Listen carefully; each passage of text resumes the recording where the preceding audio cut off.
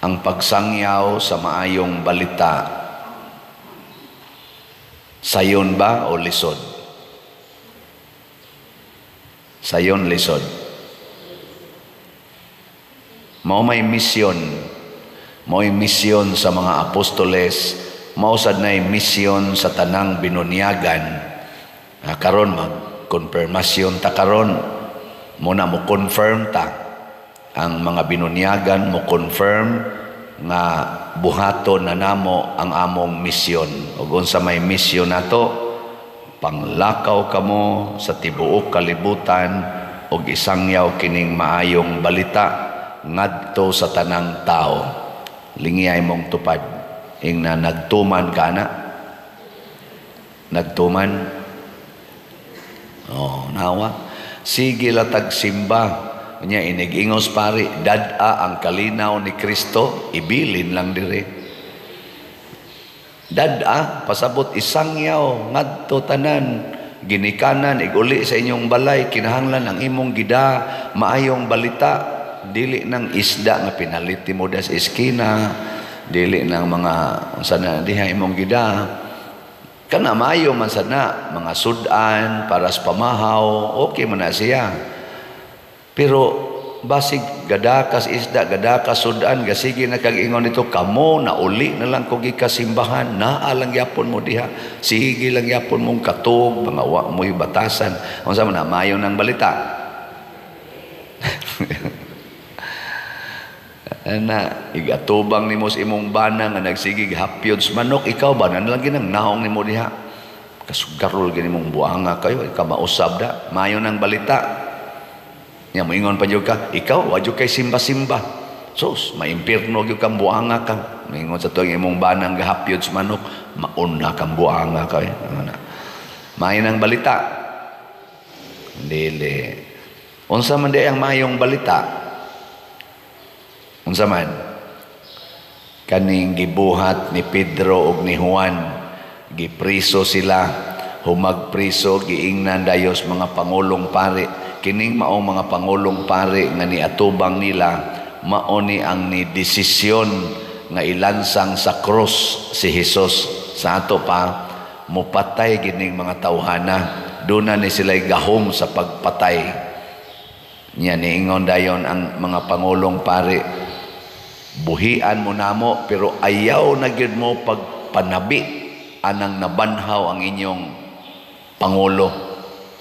Kadtong gipatay na dinhi, ayaw to ipanabi nga nabanhaw. Unsa may gisulti sa tubag ni Pedro? Kanis Pedro namakak ra ba ni katulo, no? Ingna lingay mong tupad ingna liwat kang Pedro. Namakak niyo Pagkato na si Jesus hapit na patya, katulo siya gipangutana. Sige siya, dili oy. Di ba kauban ka? Dili oy. Di ba kamo mangkuyog? Dili oy. Ana siya. Hangtod ni tuktugaok ang manok. Nya nihilak dayon siya. Paghilak na ni Pedro, sugod atong isigihan na siya og hatag sa grasyas Espiritu Santo o mauna ni ang iyang gisulti. Kanimo mayong balita. Hukmi ninyo, hain may matarong sa atubangan sa Dios, ang pagsunod ba sa inyong sugo o sa sugo sa Dios? Sa ato pa di ay ang maayong balita, kana bang magsunod na ta sa sugo sa Dios? Sugo ba sa Dios nga magyaw-yaw ka dito sa inyo? Tubag. Sugo ba sa Dios nga manglimpyo ka sa inyong balay? Sugo, dili. Awa mo kibaw? Sugo ba sa Ginoo nga magluto kag pagkaon para sa imong kauban sa balay? Mura pa mo guway klaro. Sugo ba sa Ginoo nga manglaba kas mga bulingon? Sugo bas Ginoo nga magsigi kag duwa anang cellphone, anang computer? Sugo bas Ginoo nga mo eskwela gyud ka, isip estudyante magtuon gyud ka? Sugo na dili. Sugo bas Ginoo nga kamong mga batan-on manguyab gyud?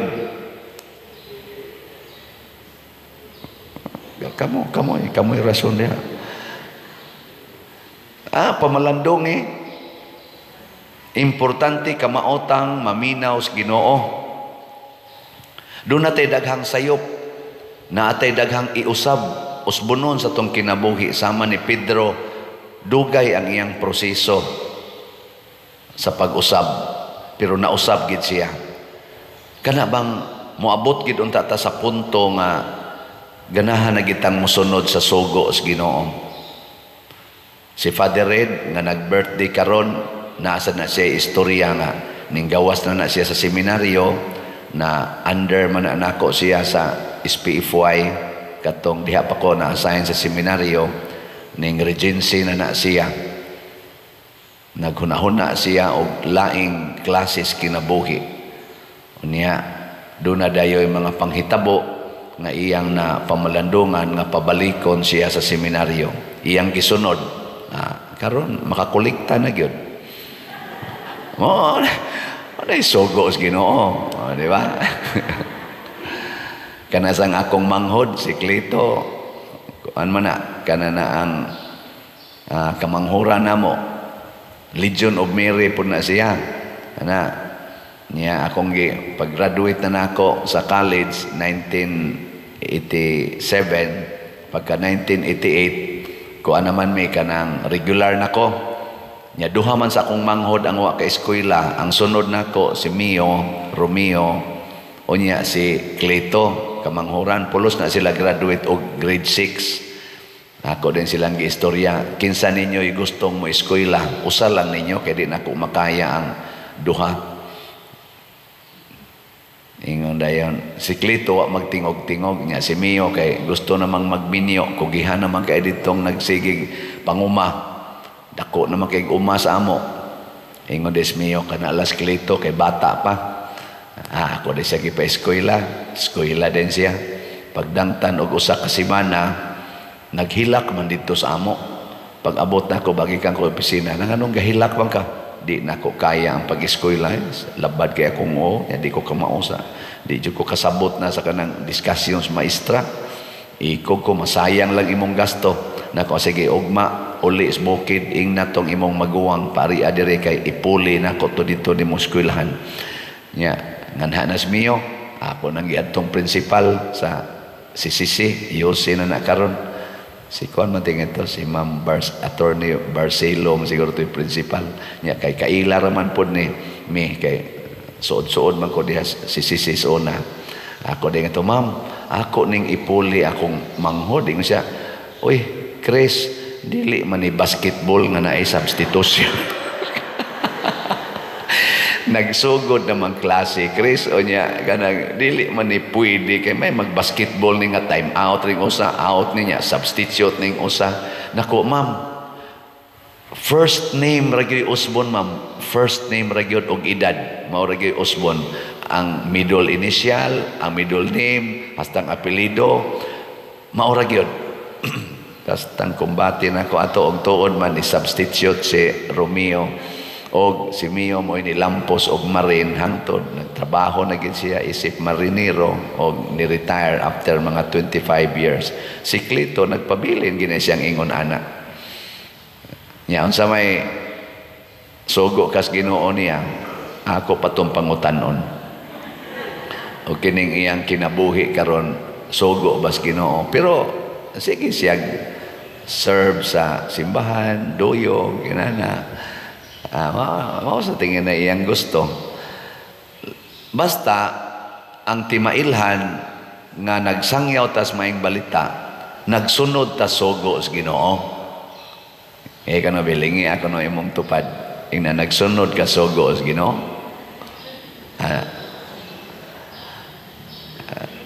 Kanisa si among inahan, si Mama Bali, may tawagan Valeriana man na siya. Bali ang angga, Mama Bali. Na Ambot nagsunod ba sa kaya pulong sa Ginoo? Kay basta nga akong namatngunan, sukad pagkamatngon ako buot, hangtod nag-edad kog mga 10 anyos, sige gina siya latos namo. Latos gina. Mag-average kami kaduha latoson sa usa ka adlaw. Kana ra bagyong sangas bayabas, mga bali gina sa among lawas. Karon nakapamalandong ko, nagsunod ba ka to siya pulong sa Ginoo sa dato, no? Basta kulbaan gyud ko bisan gani karon ba nga pari nako, hapit na ko mamatay, kanang makadungog ko na bitang anas balay nga kana bitang musyagit ang mama sa kasuko. Mana ba? Mukuba akong dughan kay mao man ay tono ni mama. Mao na tono ni mama nga kana bitang musyagit bitaw. Piste mo. Papulion din mga tos balay. Nya kana sa sklito mao sa nay among pagkatao na ana niya, mao ginay gadag dimal namo nga sige miglatusan. Kay kuan man kana kanang gamay kay siya ba nya kaming tulo. Dagko nami barkada ming tulo ka laki. Mukuyog mo na siya nya galisod paglakaw ba. Nya ug unsay among dadon magdamig tirador. Daasa na siya tirador. Sus karon igabot namo ngadto ngita mig mga langgam na ilanggam. Magsabot mamikin say mutira. Ako makabaon ako mutira hasta ako maguwang. Hasta mangon ako miyo. Kana mas klito mo ilog-ilog din magkurog-kurog ra bang kamutan. Iya din tirahan ay didigid maigo. Iglopan amo ding hapakon. Ikaw po. Amo hilak mo dai. Among tapinan ang baba kay makadungog si mamang na mo hilak. Latosan man gyud tapinan among baba sus mamuwa masad nga rin. Kaya di na mo patingogon sa igbuhi na mo. Latos na sanwiya na. Si malasa. Pero amot, sugo ba katos Ginoo linatusay? Murag dili.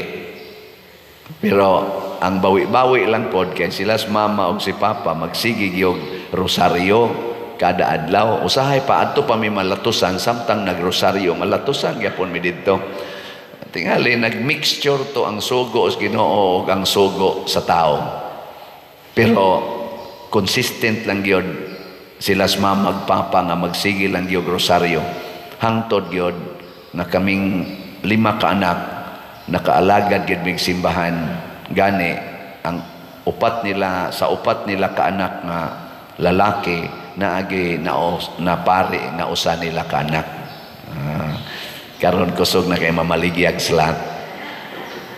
Tingali kauban sa atong kahuyangan, kauban sa atong kakulangan, maningkamo ta pagtuman sa sugo sa Ginoo.